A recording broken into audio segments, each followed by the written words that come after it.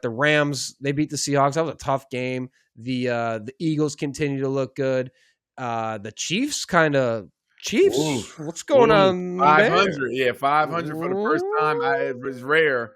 Rare seeing them there. It's And rare then seeing them there. you got the Broncos kind of just still winning. Say what you will. They just keep winning football games. But Bo Nix and they lost J.K. Dobbins now, per usual. Dobbins gets hurt. He's done.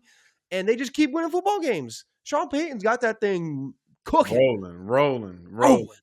So what we should talk about, because we're kind of that point in the season. We've seen quite a few games get played right now.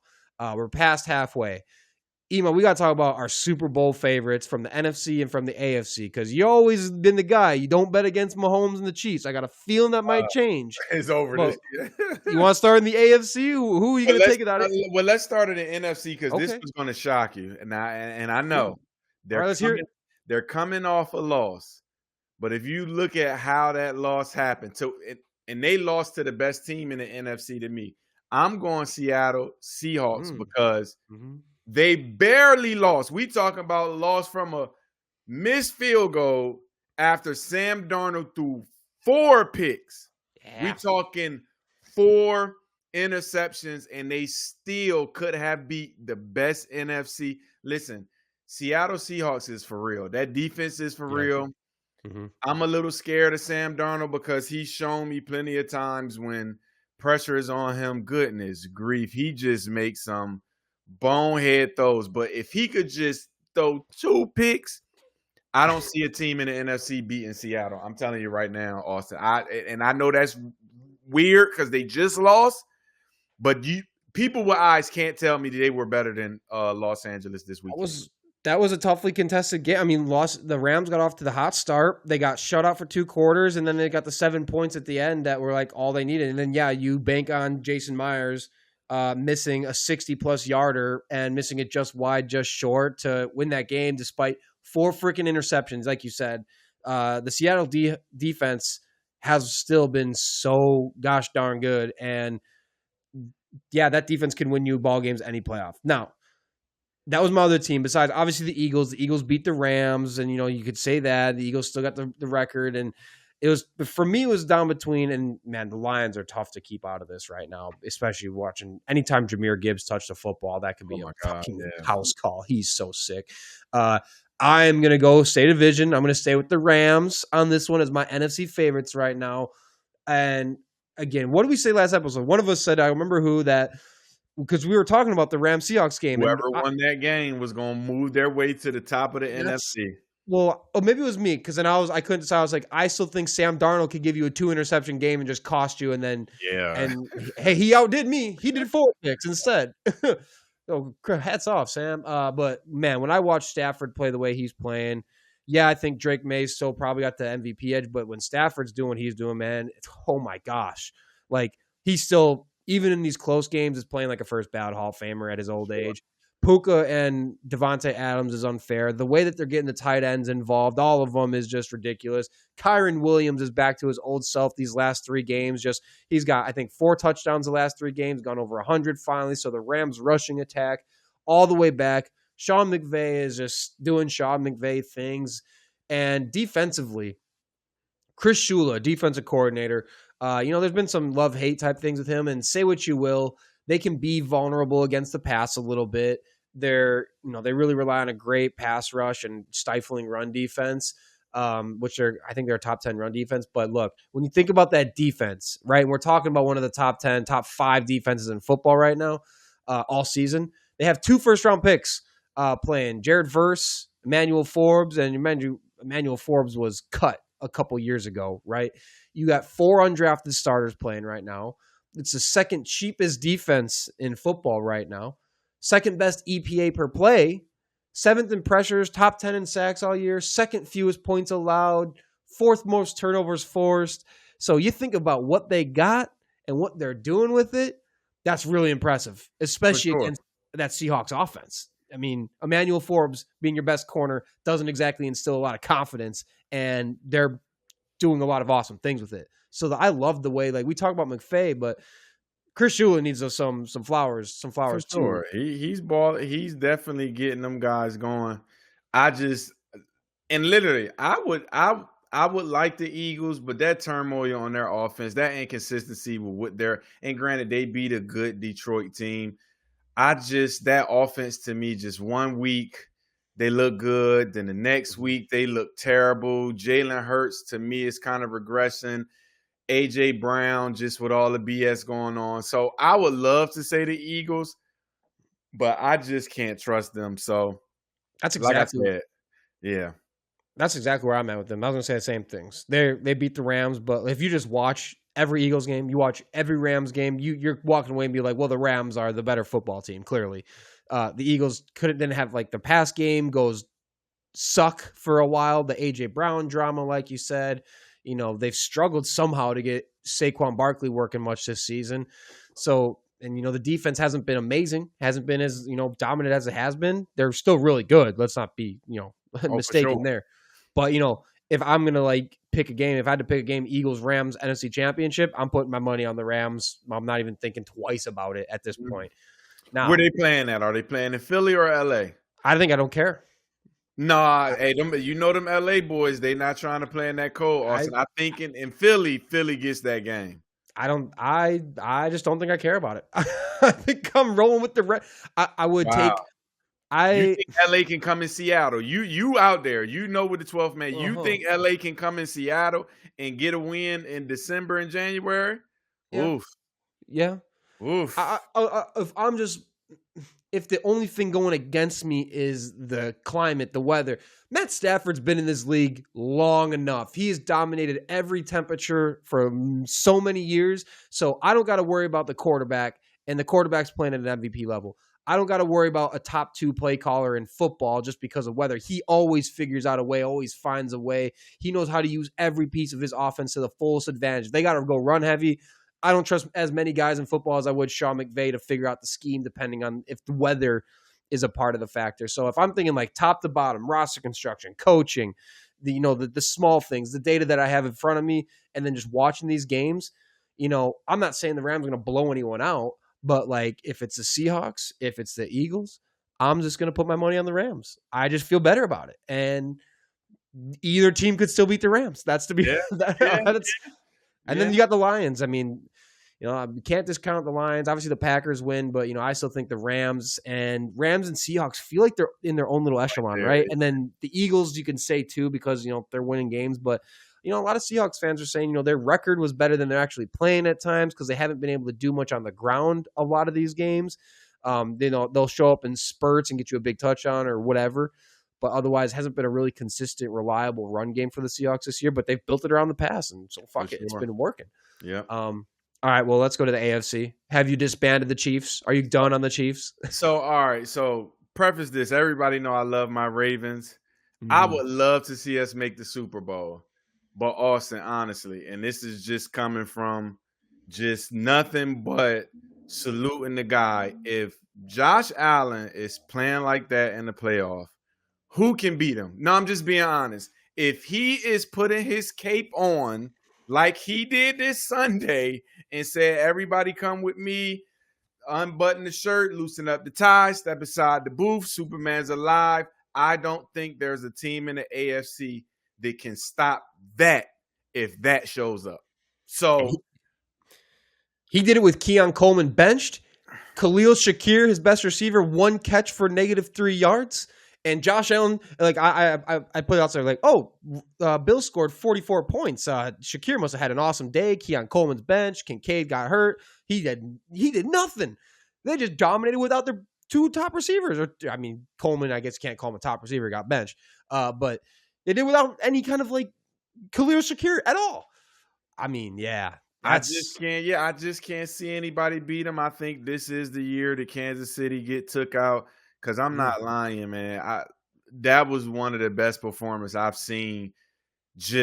And he's been doing this a lot. This is what he do. But I'm telling you, if he's playing like that, Austin, I am going with the Buffalo Bills for the Super Bowl. And like I said, I want to see my Ravens get it. But they scare me every week here now, too. And I just don't think Lamar can repeat that. Because when Lamar start pressing, he start doing a little funny thing. He can't do that. I'm just being honest. He can't do that. So the script though, they're 5-5 as the script had said it be. They're right where the script wants them to be, and they're going to make the playoffs.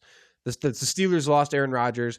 I'm not for a second putting any trust into Mason freaking Rudolph. As good as he looked, he looked good. Yeah, he but looked good. They don't got film on him this year, so once after the next week, he gonna be done. Yeah. Let's be honest. I bet you we see Will Howard before the season is over. I mean, it depends. Rodgers will probably come back. It sounds like it was a very slight injury, but old man, if they want him for next year, I don't know. It's gonna be interesting to see how they play that one off. And then, so if you're talking about, all right, who can beat the Bills then? Well, I'm going with my AFC favorites as the team that did beat the Bills in Buffalo, the Patriots. I've been riding this one all year. Again, Drake May playing the MVP ball. I can't say it enough. And the thing is, they got Josh McDaniels. Anytime Josh McDaniels is coaching a Patriots team, he's the best offensive coordinator in the goddamn world. Anytime he leaves the Patriots, he's the worst coach in the goddamn world. It's just a weird thing. He has to be a Patriots coach to be an effective and a good coach because that Patriots offense, they got a run game now. Travion Henderson, back-to-back weeks of just running over everything, looking like all world-type running back stuff out of Travion Henderson, which they haven't had all season, and they still just been winning ball games. So the only real deficiency in the Patriots right now has been the red zone offense. It hasn't been the best. They're about the middle of the pack because, and having no run game, nothing really pounded in has been a big reason why. But that's really the only thing that they're sitting middle of the pack in. Offensively, they're like top 10 everywhere. Good luck finding the stat that keeps the Patriots out of the top 10 offensively. Of all the new head coaches, obviously you got Mike Vrabel just looking exponentially better than every first-year head coach out there right now. He's got that organization in tip-top shape. It looks like, I hate to say this, it looks like Dynasty Patriots type of football. For sure. They don't got world beaters on offense from a skill player perspective. They don't got, all pro after all pro on defense, but they're just winning games and look like they could win a freaking Super Bowl just from amazing coaching and amazing quarterback play. And speaking of the coaching, another guy who needs more credit, Zach Kerr, defensive coordinator for the Patriots. He's calling that defense as well. He's been one of the top rated defensive play callers this entire season. Of course, you got the support from the Vrabel and the rest of the staff, but like I said, they got the legitimate threat. They got a DC who's doing his thing, making it work. The offensive line hasn't been, good, right? Drake May's been getting sacked a lot, but it's not as bad as Herbert's offensive line or the Bengals offensive line. There's worse offensive lines out there to where they're just kind of good enough right now that they can get by. And I think their superpower has been that 10 of their 11 games, they've all played together. And, any quarterback would tell you, having that offensive line consistency and cohesion in front of you where those guys are, at least on the same page or they know what's happening, that matters so much. It matters for your protections, the protections the quarterback wants to call, and then just the trust guy, the guy next to you, how much you can trust them. So having that type of cohesion at your offensive line, I think, is criminally underrated. And it's a reason why it hasn't been perfect. Will Campbell's a great tackle for them, though, and I just can't get off the Patriots right now. And I'm a Bills guy. I love Josh Allen, but But as well as I know, Austin, playoff football is a little and listen, the Patriots are playing great football. Vrabel coaching, but Drake May has not yet sniffed a Sunday in the playoffs, and that football is just different. So if I had to put the money on the guy that's been there and done it before, I'm just going with Superman. Because I just think Drake May, and he's having an awesome season, and I want to see him be successful. But I just think their deficiency up front and no real playmakers on offense. I think in the playoff, defenses are going to take him away and going to just try to find somebody else to try to beat him. So I think it's going to be rough for them in the playoffs. But we'll see now. I mean, it's fair from a quarterback perspective. Playoffs, December football, January football. I want Josh Allen, right? But if you want to talk about having a coach who's going to be able to get Drake May ready, who better than Mike Vrabel? You know how many damn times Mike Vrabel's been in those games, in those situations? Having that coach, and things are going so well. On top of it, you got a coach who knows how to get you ready to play the football you need to go out there and play regardless of the situation. And he's been there. He's been to every biggest stage as many times as you could ever ask for out of a big coach or out of a coach. So that's where I also kind of Patriots got a guy who I have no questions Vrabel's going to have those dudes prepared to come play football in the playoffs.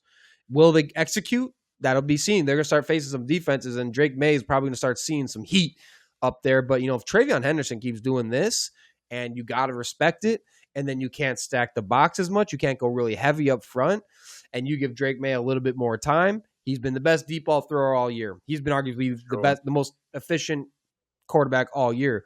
And if you got to respect the run now, oh man, seeing Travion Henderson is kind of what took them over the top a little, just edge for, because Bill's right there. What about the Broncos? We're not saying the Broncos, but like that's the top team in their division. That's the top team in the AFC right now, essentially. I just don't trust Bo Nick. Not buying it? Not me, because their offense just sputter every now and then, and it's like Sean Payton just want to force like long balls.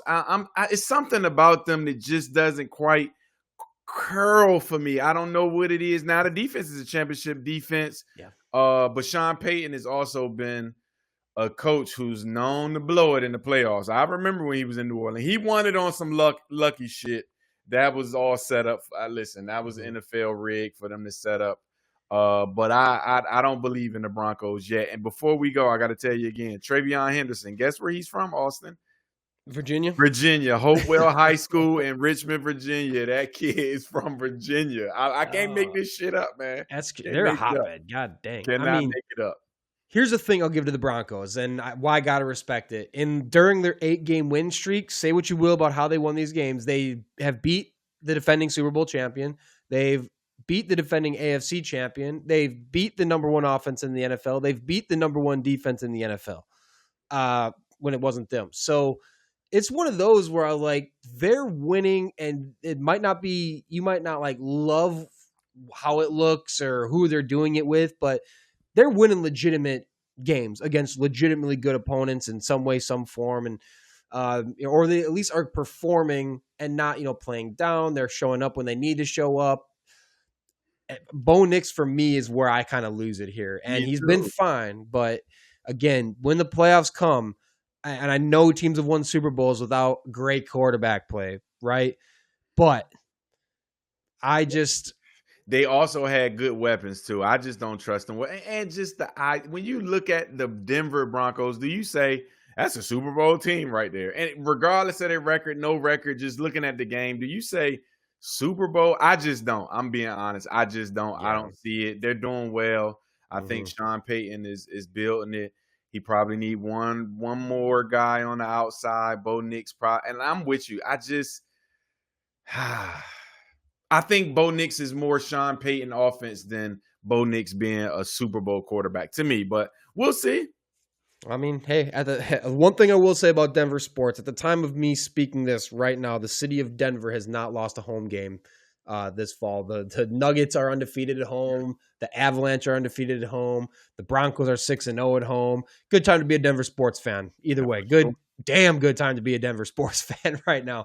So, yeah, I don't know. I don't know. I can't get myself there to say like, yeah, I could see them over the Bills, or yeah, I could see them doing enough to hang with an offense like what the Patriots can do. And I mean, I do like their weapons though. I do like Cortland Sutton. I do like Troy Franklin. Oh, you don't like these guys? No, fuck no.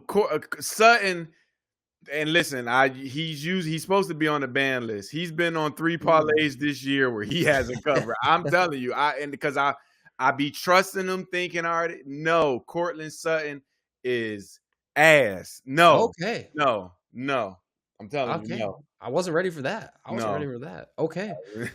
He's having an okay season. He's having an okay season. I'm not saying he's like wide receiver 1. He's top 10 receiver in football, but he's kind of nice. I mean, he's kind of nice. When I put his ass on the parlay, Austin, maybe he know I'm betting on him, and he said, no, I'm going to take this guy money. But no, I judge these players by their FanDuel, so he didn't mess 3 tickets up for me this year. Oh. So no, I get it. Then. Yep, he's op. He's the op. So I get it. All right.